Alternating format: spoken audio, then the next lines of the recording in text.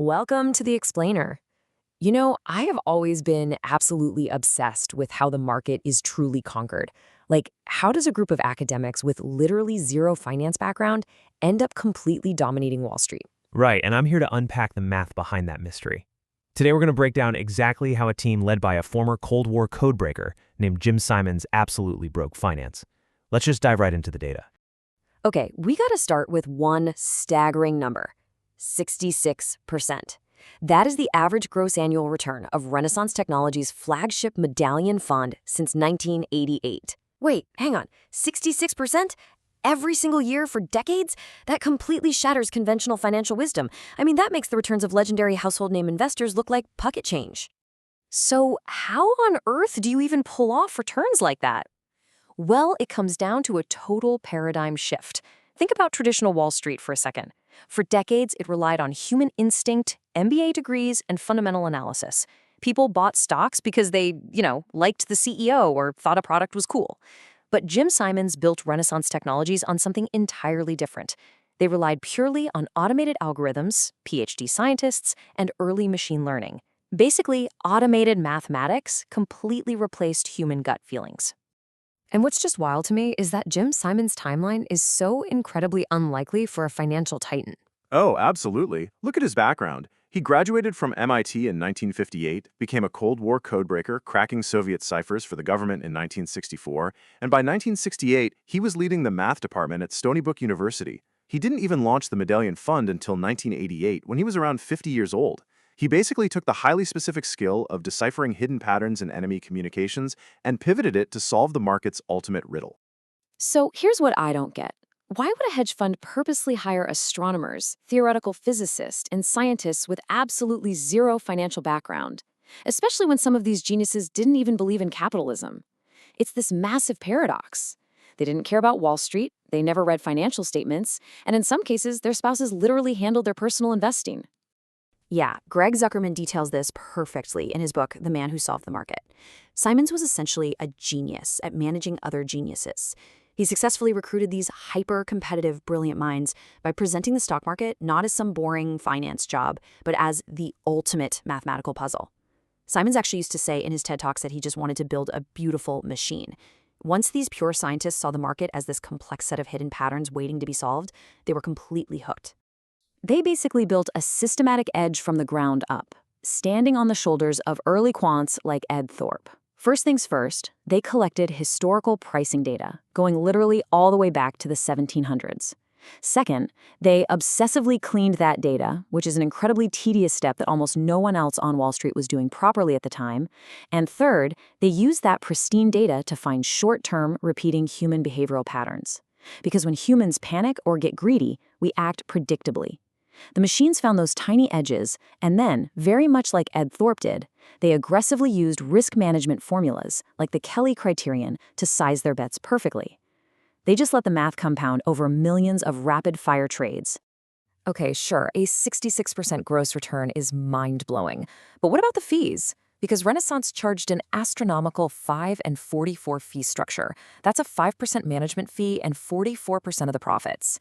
The industry standard is usually just 2 and 20. Oh, the fees were definitely outrageous. But here's the kicker. Even after those massive fees were taken out, Medallion delivered a 39% net return. Compare that to the roughly 10% average of the S&P 500. The net performance still completely obliterated traditional benchmarks. Okay, but honestly, did these mathematical geniuses ever mess up? Was this massive machine learning infrastructure completely flawless from day one? Because it's really easy to assume that a room full of the world's smartest PhDs had it all figured out perfectly without any hiccups. Oh man, they made some absolutely spectacular mistakes. In their early days, their crude machine learning system actually accidentally cornered the market for Maine potatoes. They literally bought up an entire regional commodity without fully realizing why the machine was doing it. Regulators actually had to call Simons to ask what was going on. It was a hilarious, costly glitch that proved even world-class mathematicians have to go through a lot of trial and error. Right, and then there's that massive oversight that was just hiding in plain sight. for literally years as they tried to crack the code for trading equities. An S&P 500 figure in their computer models was completely static. It simply wasn't updating over time. And it took a relatively young employee to finally notice it and point it out to leadership. Exactly. And once they fixed that incredibly simple error, they were off to the races. It just goes to show that no matter how complex your algorithmic models are, simple data hygiene errors can trip up even the smartest people on Earth. But once they finally got that data pristine, their team composition became their ultimate weapon. They hired experts in speech recognition, quantum physics, astronomy, theoretical math, and games theory. Hires like Robert Mercer and Peter Brown came straight from IBM's language recognition unit. And they brought this profound realization. Just as speech recognition logic can predict the next state or word in a sentence, that exact same mathematical logic can predict the next state of the financial markets. It was a revolutionary cross-disciplinary breakthrough. You know what really fascinates me, though? The extreme political divide among the firm's leadership. On one hand, you had Jim Simons, a major left-leaning donor and Clinton supporter, and he's working directly alongside Robert Mercer, a major right-leaning donor and key Trump supporter who funded Breitbart and Cambridge Analytica. It's true, they were radically polarized. But Simon's true management genius was keeping this battalion of eccentric individuals working together cohesively. He neutrally kept the focus entirely on solving the math problem, ensuring those massive personal differences never tore the firm apart. He essentially held them together using this incredibly paradoxical corporate culture. To the outside world, they enforced impenetrable secrecy with brutal 30-page non-disclosure agreements. But internally, there was radical, absolute transparency. Everyone shared their code, their signals, and their research. And the ultimate glue keeping them from leaving for a competitor? Access to the Medallion Fund. The ability to invest your own money into this effortless compounding wealth machine was literally the greatest employee retention tool in corporate history. Okay, so the $10 million question is, why can't everyday people just invest in this fund? It all comes down to capacity limits. By the early 2000s, Renaissance rigorously capped the Medallion Fund at roughly $10 billion to strictly protect their edge. You see, if a quantitative fund gets too big, it simply can't execute short-term trades without moving the market against itself. So they brutally kicked out all outside investors. They returned everyone's capital and profits, making Medallion the exclusive, private playground of Renaissance employees. So bringing this explainer into the present, I think we really need a 2026 reality check here. Is it actually possible for an individual retail quant to replicate this success today? I mean, we all have access to fast computers, algorithmic software, and historical data now.